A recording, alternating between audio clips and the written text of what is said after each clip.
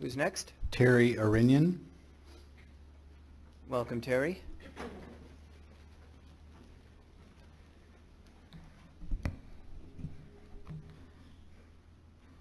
Good evening, Mayor, Vice Mayor, and City Council members.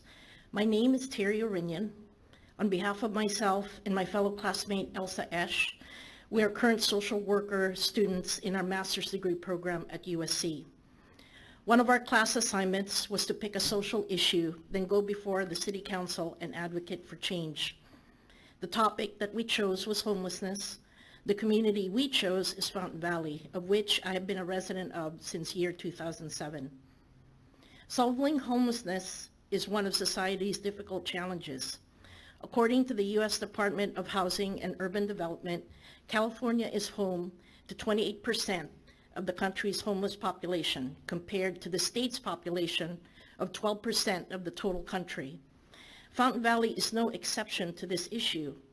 While the city, along with its neighboring cities, Garden Grove and Westminster, have taken strides towards addressing this through the Central Cities Navigation Center, there doesn't seem to be any transparency as to what happens after the 13 allotted beds to the city's homeless population are filled.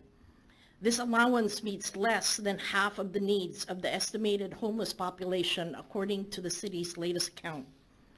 There doesn't seem to be any transparency as to what happens after these residents are housed and what happens to those that are not. If the city really believes in its motto, a nice place to live, we must address our fellow neighbors' plight by eliminating homelessness in its entirety. Simply housing a homeless person without a detailed strategy towards independent and sustainable living is not solving the issue.